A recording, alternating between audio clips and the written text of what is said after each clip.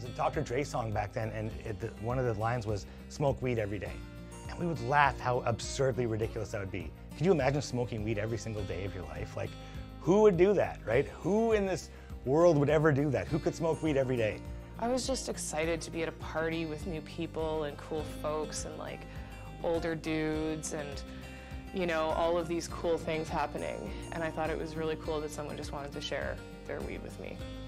If you're going to be using or putting yourself in a situation where you might be using, being in the right environment with the right people around so that they can be there to help take care of you if anything goes wrong, or vice versa. You can be there to help your friends if anything goes sideways.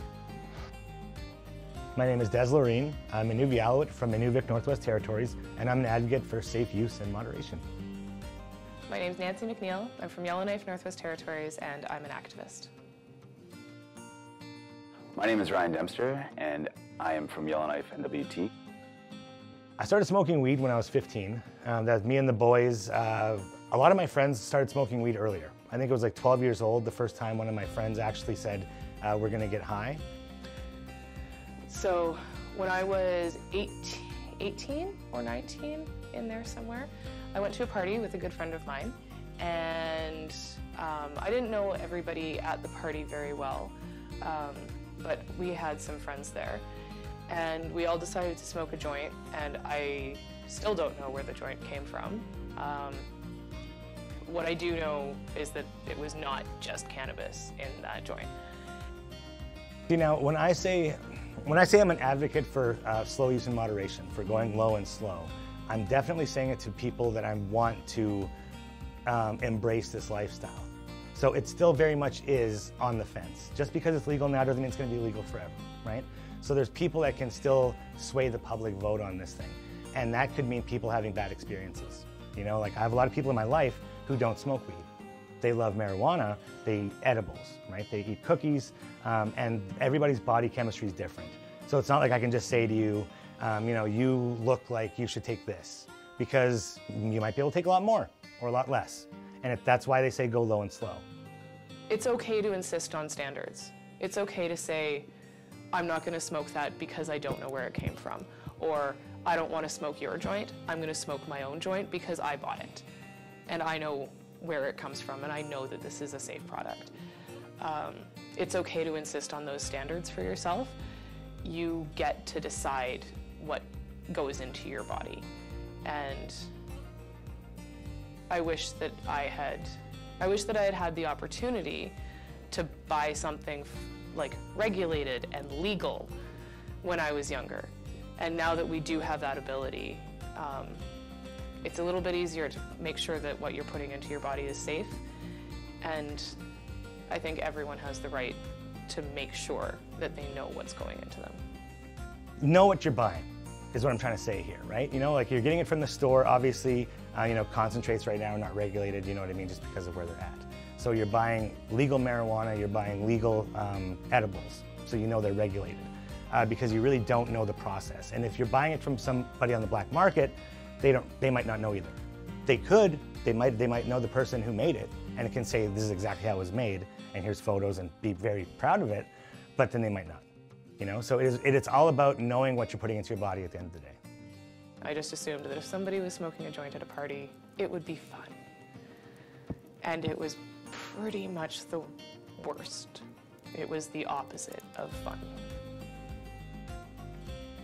When you're in a situation where somebody's too far gone or they just overused, it gets scary, and really your instinct is to flee when it should be calling for help. Through moderation, you can get work done. You know what I mean? You can draw lines for yourself and say, you know, this is party Des, this is work Des. Des has to go to work now, Des is on town council, right? Des is not going to be stoned for this meeting because Des wants to not be blasted for this, you know? I wish I had checked in with myself a little bit more.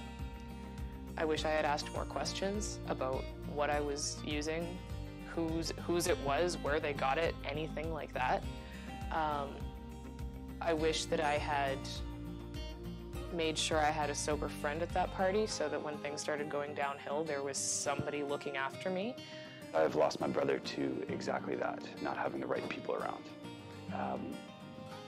The key thing is to make sure that everybody's safe and that everybody survives. And knowing that you have people around that will make that happen, no matter what situation you're in. Honestly, I just think it's great that we're having this conversation here now. I think it's great that people are being open about who they really are, what they're really doing, and the pitfalls of what's out there. But it's not just pitfalls, it's not just danger, right? It's about finding that balance. You know, it's about finding that moderation between living a healthy lifestyle and having a good time, you know? Because it's definitely, I find it to be a spectrum. And a lot of people want to redline that fun time. But there's a real pitfall at the end of that, you know what I mean?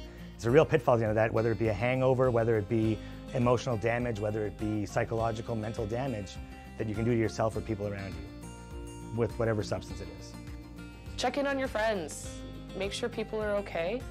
And if you're trying new drugs or you're trying drugs in a new situation, let somebody know. Let somebody sober know so that if things go bad, there's someone who's got your back. You usually just need one person looking out for you, and it can totally change the course of your night, your day, your entire life, your experience. And we all deserve to be safe and to be healthy and to have somebody looking out for us. So, yeah.